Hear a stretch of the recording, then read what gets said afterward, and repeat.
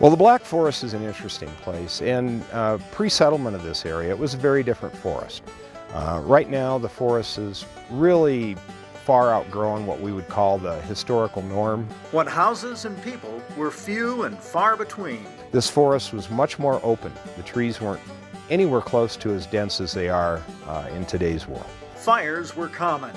When those fires would come through, they would burn up the small vegetation, the new seedlings. They would take care of brush. They would burn up dead and down material. And they would occasionally burn up some of the ponderosa pine too. However, ponderosa pine is well adapted to fire. But many ponderosa pine were damaged in the Black Forest fire because what they're not adapted to is being as crowded together as we see in most of our area here of the Black Forest, where crown fire was able to get up into the crowns of the trees. That fire left the ground, was transferred to the crowns through, for the most part, what we call dog hair ponderosa pine growth. And that is tree growth that is very, very, very dense, much like the fur on a dog's back, as it were. The density of so-called dog-haired trees contributes to extreme fire behavior, as was seen in the Black Forest fire, with flames advancing almost 7 miles in less than 5 hours.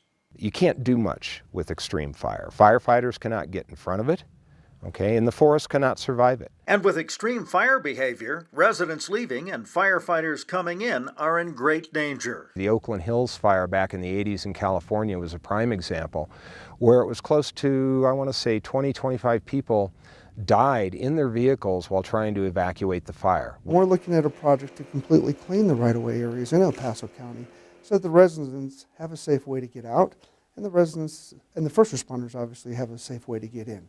With the exception of those small dog hair trees, the diameter of the tree must be 6 inches wide, a minimum of 6 inches wide, measured at 4.5 feet tall. The Board of County Commissioners approved the hazard tree removal project in February. Starting from west to east, the park is in Zone 1. The park is currently complete with the tree cutting. However, there are still trees that need to be hauled from the park at this time. The remaining work is to clear hazardous trees that can impede the motoring public and also park patrons.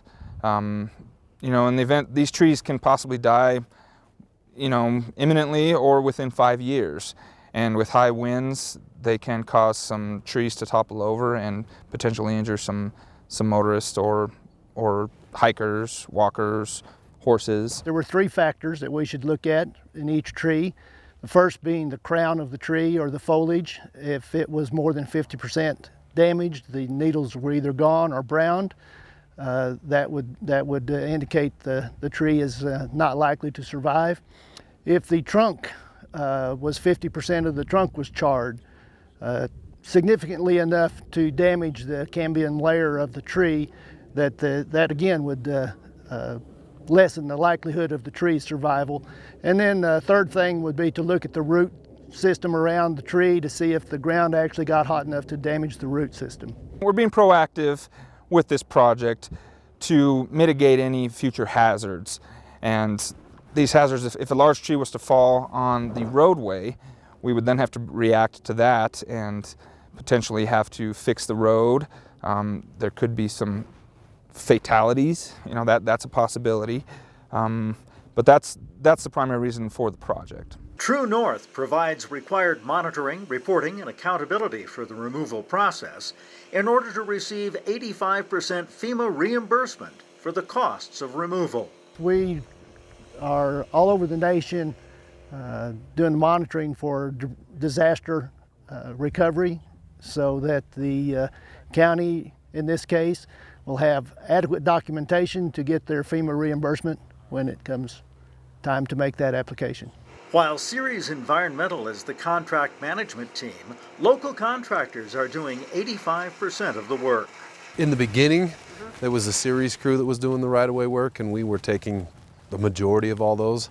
Now it's a local crew that's doing the right-of-way work, and he's taking more or less what he's being paid for. First, the tree is identified as a tree that we want to have removed, and once the monitors photo the tree, put a geotag on it, They give the go-ahead for my crew to remove the tree.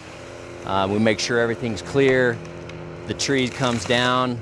The chipper's in front of the tree where we chip it up, process it as quickly as possible.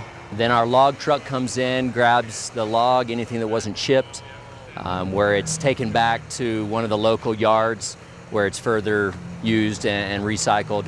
We then follow up with stump removal so as not to pose any hazard to any of the community by the tree removal efforts.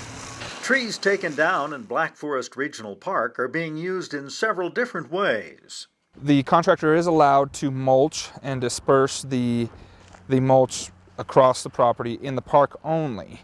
There are some other trees that are to remain on the park to be used as erosion control measures, and in the right-of-way they are required to remove all logs and any mulch that they have produced. We have had some questions from citizens wondering if they can use some of these cut trees for firewood. That is not allowed as part of the terms of our FEMA contract. We are monitoring GPS locations of every tree that we cut and also monitor the disposal location. The trees are recycled either at Don's Garden Shop at Platt & Powers or at Rocky Top Resources on East Las Vegas Street. Removal on private property or utilities right-of-way is not part of the county project. There are several contractors removing trees in the Black Forest area. Some are privately contracted through the private property owners. Another concurrent project is Mountain View Electric, who is covering all the trees within their utility easement. So now some property owners can be concerned that Mountain View is protruding onto their private property, but they are remaining within their easement. And if they have gone onto private property, they have agreements in place with those specific property owners. As a result of this project, we're able to pull people off of unemployment as well. We've hired a couple other individuals that were not with us previously, so we're real thankful to be out here working. All of my crew is local as well. I know that the monitors they hired were local individuals, so the idea or the fact that 85% local, I can see that's truly the case. For any potential concerns the public has that this project will increase the risk of flooding, there really is no increase with the flooding due to this project. The burn itself caused the majority of the new flood risks. This project will not increase that risk whatsoever. Low-impact track equipment has been used wherever possible. Any of the equipment that left that was to leave the trails had rubber tracks on it to eliminate or minimize any rutting and damage to the soils. On the trails we did have rubber tired vehicles, but they had to stay on the trails. As far as right-of-ways, everything except for the grinder stays on the road at all times. All of the subcontractors' equipment does have a placard on there. Series placard tying them to the job. There's an ID number on there that specifies the crew that they're with as well, to eliminate any question of people thinking we're on private property and this and that. All of our equipment is accounted for by the True North monitors at all times. As the forest begins to recover from the fire, there will likely be sharp contrasts between the areas that burned the hottest, where the earth was literally scorched by extreme fire behavior, and those that burned in a fire progression more typical in the Black Forest back when fires were more frequent and there were far fewer trees per acre. Pre-settlement, 20 to 40 trees per acre, ponderosa pine per acre would have been more the norm. And now we have upwards of 1,000 trees, 500 to 1,000 trees per acre. That is dysfunctional. That is not a healthy forest. Tree removal from county rights-of-way and Black Forest Regional Park is an important first step. But public safety and the long-term health of the forest may depend upon our ability to step back far enough so that we can truly see the forest for the trees. Why did folks move to this area? And the majority of people will tell you it's because of the environment, it's because of the trees. Well, is it because of the trees or is it because of the forest? And I would challenge you that it's because of the forest. It's this geographic distribution of these trees. It's not a single tree. So what we need to get out of our heads is that every tree is precious, because it's not. The forest is precious, and until we cut down some trees and until we do some thinning and help the overall forest health and help this forest to survive, we're going to keep being plagued with fire events and bug events, and this forest will demise.